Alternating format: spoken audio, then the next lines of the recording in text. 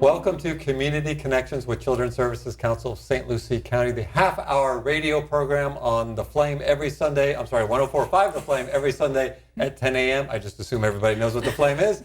And also because of a wonderful partnership with the St. Lucie Public Schools, we are on WLX TV on all the local cable providers. And also, if you want to look up WLX TV on YouTube, you can find this show as well as all their other wonderful programming. Now, let me back up. I am the host, one of the hosts, Sean Boyle, clearly not professional at this, Sean Boyle, and with me is Ashley Mock. And we spend this time together to talk about resources and things that are available for children and families in St. Lucie County. Now, as you can already clearly have detected, we are not professionals at this, or more so, I'm not a professional at this, but what we do at the Children's Services Council is 5 things for our community, and those 5 things are, 1, to make sure every baby's a healthy baby. 2, to stop child abuse before it happens by building strong families. 3, keeping kids off the streets. 4, keeping them in school. And 5, keeping them off drugs, alcohol, and other risk behaviors by funding and coordinating and working with programs that are available to all families in St. Lucie County. All families. That's an important part. All families. And I got my full hand gestures in. Very, very big. So we use this show to bring on guests to talk about some of those programs and resources, but there's a lot of different ways that you can learn more about them. We have a website. It's cscslc.org. You can actually learn about all of our funded programs there and find contact information for them. So if there is a resource that you are looking for your family or a neighbor's family or a coworker's family, all of the contact information for those programs is there. We share a lot of information on Facebook about our programs, about things to do in the community, about tips for parents. Recently, we've been sharing a lot about our St. Lucie Reads initiative and all of the things that are available on that website. So lots of different ways to learn more about all of those programs. Obviously, watching or listening to the show is the most entertaining way. Clearly the best. Clearly the best. But there's lots of different ways for you to get in contact with us. And, people still can pick up the phone and ask questions. I don't feel like we use it that way so much anymore. But if there is something that you're looking for that you can't identify in any one of those places, feel free to call our office at 408-1100, and we will help connect you to the right place. Fun fact, if you're watching this show on WLX TV and you're like, wow, this is a lot of great information. The hosts are a little iffy, but this is a lot of great information. All of our past shows, we actually record for the radio on Zoom. So if you go to our Facebook page, you can look at all the past videos with a word of caution, because we're not that great at it. It is a great way to learn about the programs, though, because I feel like, we kind of call this like a kitchen table conversation. So it's kind of a more casual conversation about what the program does, how they help families, and how to get the information. So it's a good way to learn. We intentionally make it light, right? We tackle heavy subjects, but we do it in an entertaining manner. That's a good way to put it. A little fun fact, if you are so interested, the Children's Services Council, and we just came behind the scenes, just came from our board meeting with our board. If you're interested in the business that we attend to every month with our board and ask whether it's be funding decisions, policy decisions, all of our agendas, all the items that we cover in our board meeting, they're available on our website. Yep, there's, again, a lot of information that you can find there on our website. Some of it might be really entertaining, I don't know. So fun fact, you also, I want to, this is an exclusive. We're big on exclusives on this show. We do like we cajole our guests to give us exclusives as well to make it fun for us. But the Children's Services Council just recently changed its management structure. We did. And I say that because I am sitting next to the Chief Operating Officer of the Children's Services Council. Well, that's weird because I am sitting next to the Chief Executive Officer. But in all sincerity, congratulations, Thank Ashley. you. I'm excited for you. I'm excited for the organization. For us. Yeah. As an organization, it creates a structure and a framework that, as we build strategic partners, it's a universal language that all businesses understand that model. But again, because of your strengths to think strategically and look at the big picture, that is why you hold the title of Chief Operating Officer, and a big congratulations. Thank you. I'm very excited about it. So one of the things that we also shared with our board at our meeting this morning is our annual report. And I see that you brought props today. Oh, truth be told, you brought the visual, but I get to hold it up. That's okay. So every year we release an annual report to the community. We call it our annual impact report because we what you see in this document is essentially the impact that our programs have had on the community. So it's kind of a snapshot look at what the programs have done, how they've performed throughout the year. And you got to remember, our fiscal year is October 1st to September 30th. So we're a little out from that, but we report on the past year. So the annual impact report will be available again on our website. It is a very, I say, like quick and dirty look at all of the important things that we did. There is a lovely advertisement for this radio and television show on the back. So you can take a look at that as well. But we'll have the annual impact report available. We'll obviously share it on Facebook. But again, another exclusive that we're sharing here on the show, just released.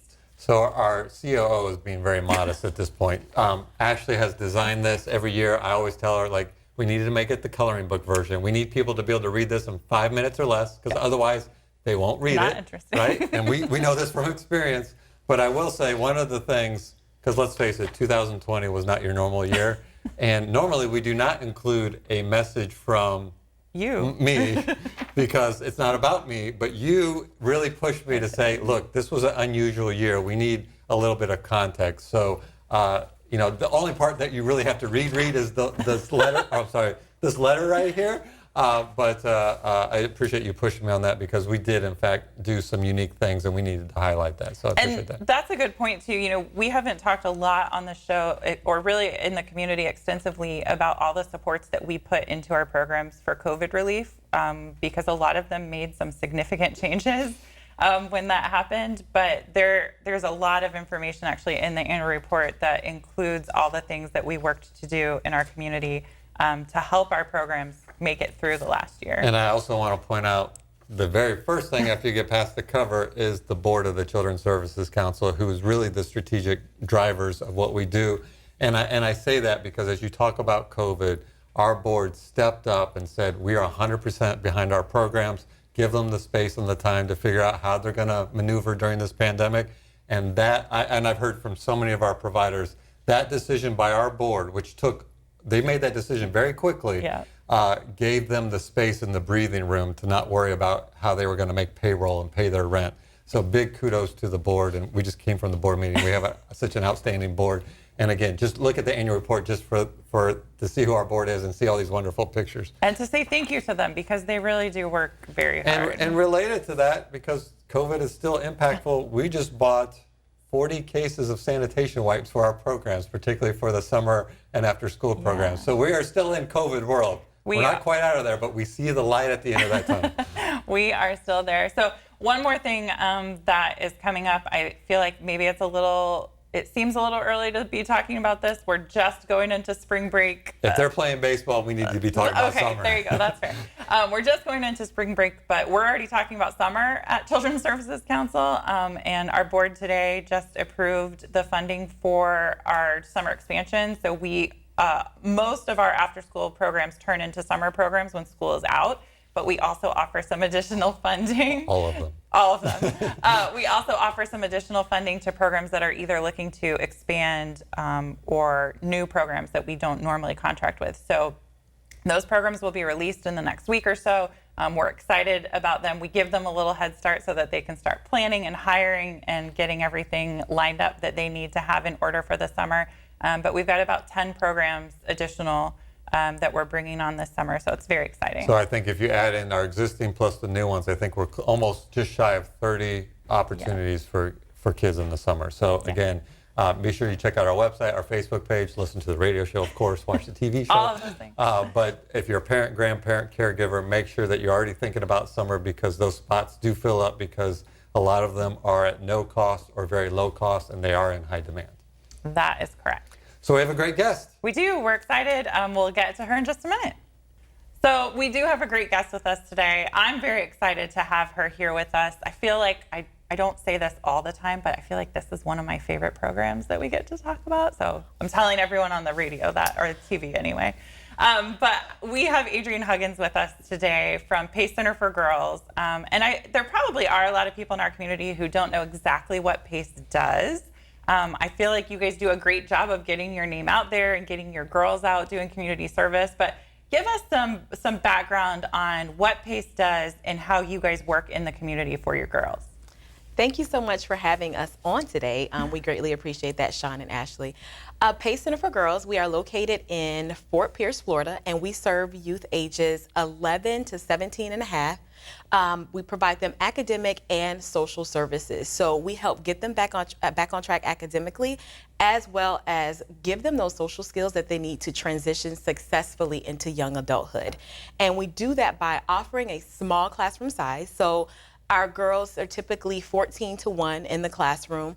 And our teachers are very intentional on giving them assessments when they first enter the program to kind of see where they are academically and tailoring their curriculum to meet them where they are and to help them grow to where they need to be and to catch up on some of those credits. And we also have a counseling team that does the same exact thing. They meet with the girl when they first come in. We kind of figure out what were some of those barriers that prevented them from being successful initially at their previous school. If it's truancy, then we're working out a plan to how can we engage you, how can we get you back into school, and we're building on that. So if she comes to school 3 days in a row, we're celebrating her. When she walks through the door, she may get a little confetti, like throwing at her. I want that at my workplace. Or if she doesn't come to school, for 3 days, then the counselor is going out to the home, knocking on the door saying, girl, we have some goals set. We need you to come to school. We want you there. And we're really building on the girl. And then we have a course that kind of holds everything together. It's called Spirited Girls, and that's like the heartbeat of PACE.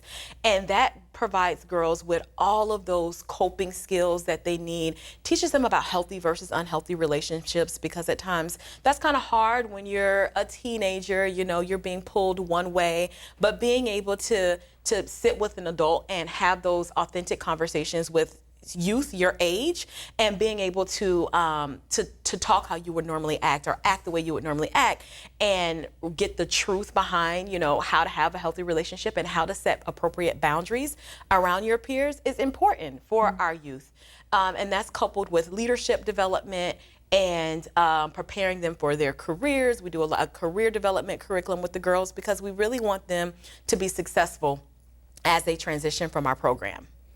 So one of the things I think our viewers and listeners know is Adrienne's very passionate about what she does at PACE.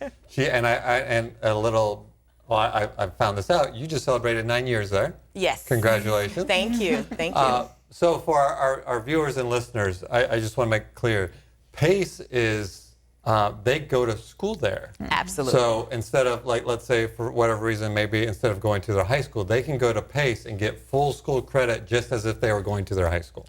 That is correct, Sean. They can come to PACE. Is an academic program for them. And a lot of girls come to us because they may have fallen behind academically, and this is the place to help them get back on track academically. Or the big comprehensive campus may be a bit too much for them to maintain that focus that they need to be successful. So that smaller environment kind of helps them, regain that focus, coupled with all of the socio-emotional skills that we're giving them. It gives them the confidence to return, because our goal is to have the girls in the program for at least 2 years and then transition them successfully back into their zone school so that they could continue to compete with their peers. If girls are a junior or if they're a senior, they can graduate, because they will get a diploma, but they actually get to walk with their zone school, and we hold something special for them. We are a strength-based, gender-responsive, trauma-informed program. A lot of our girls have experienced some sort of trauma in their life. So we have, societal influences, abuse, abandonment, neglect. One of the adverse childhood experiences has impacted them and has put them in the situation that they're currently in. So all of our staff are prepared for that, and we use universal precautions when we are working with our girls. So we know that everyone's coming into our program and they've experienced some sort of trauma. So we need to handle with care to build up some of those skills so that we can regain that momentum and that equilibrium to get them to their next level. So Ashley, we talk about, one of the ways to connect with us is on Facebook, right? And everybody's on Facebook. PACE Center for Girls is on Facebook. One of the greatest things that I ever saw on Facebook was at PACE, and this is just to demonstrate that it's not your, while we talk about academics, to your point, it's strength-based, it's fun, it's like a team atmosphere or whatever.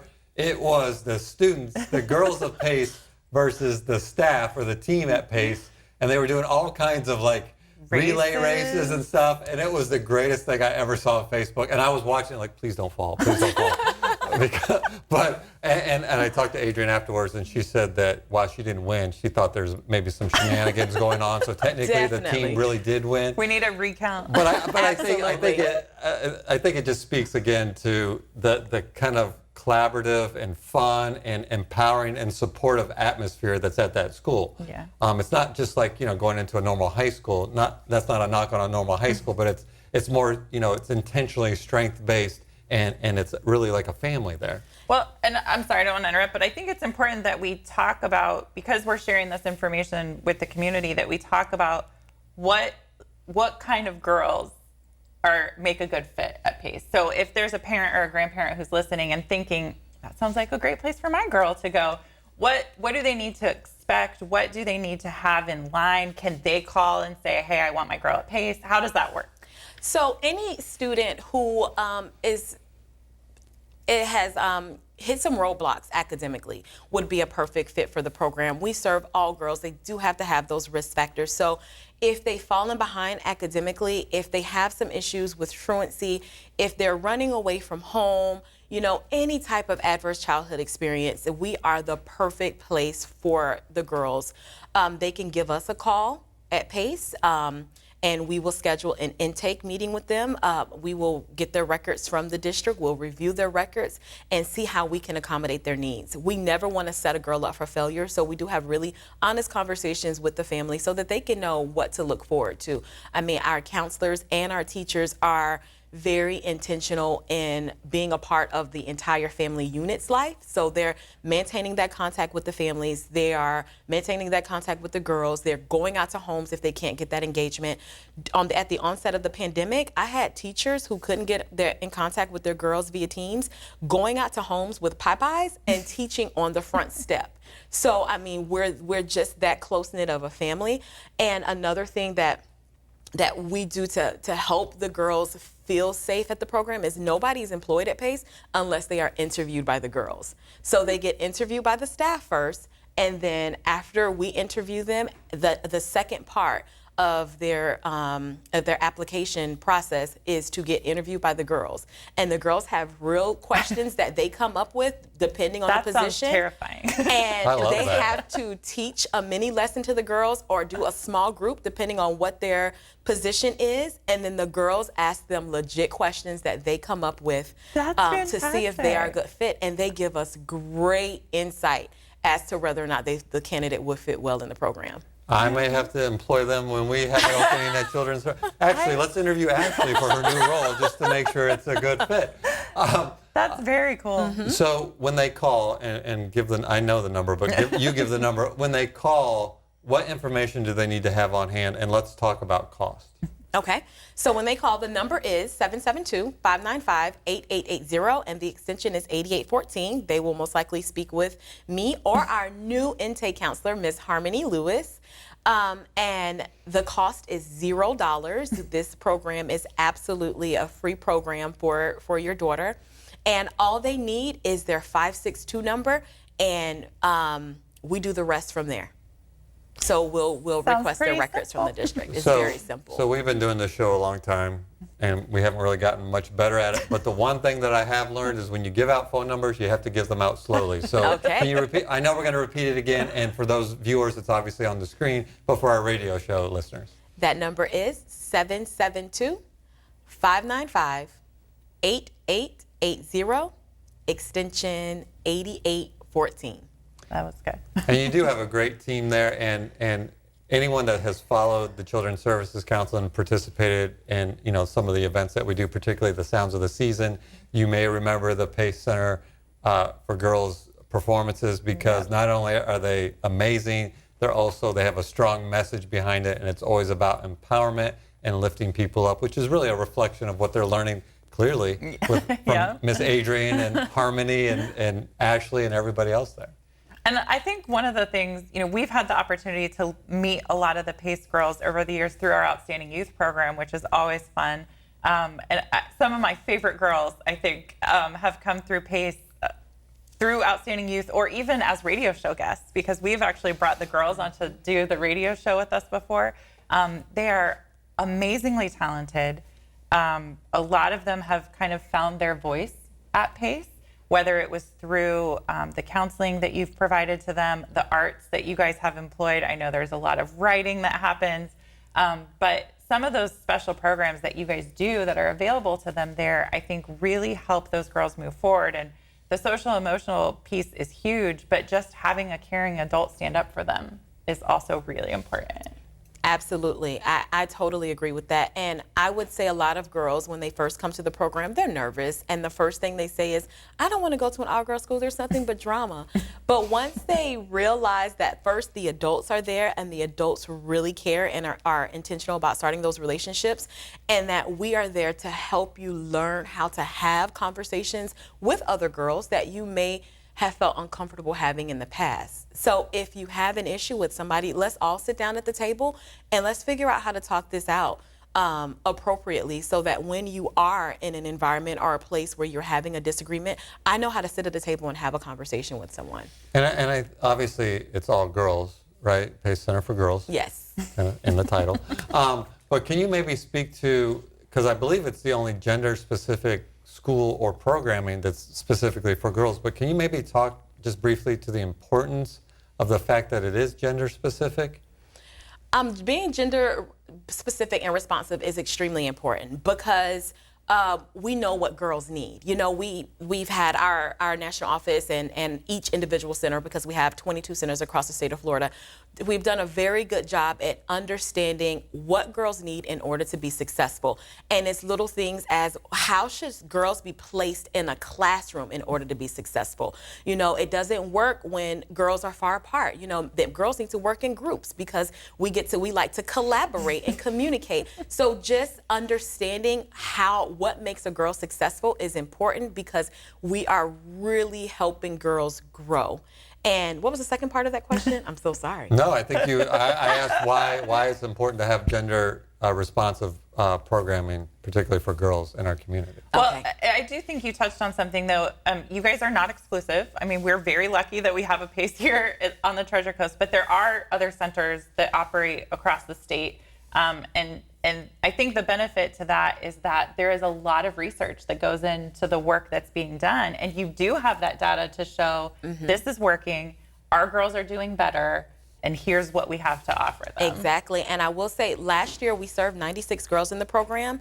When our girls entered the program, about 65% of them were underperforming academically.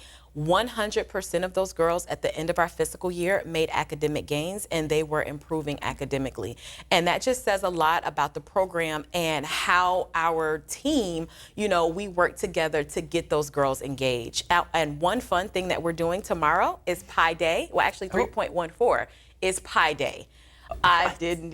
So the girls are learning about the mathematical pi, and as they have been learning, we've been giving them little tickets for meeting their academic goals, and the tickets are going into jars of staff members who have agreed to be pied tomorrow.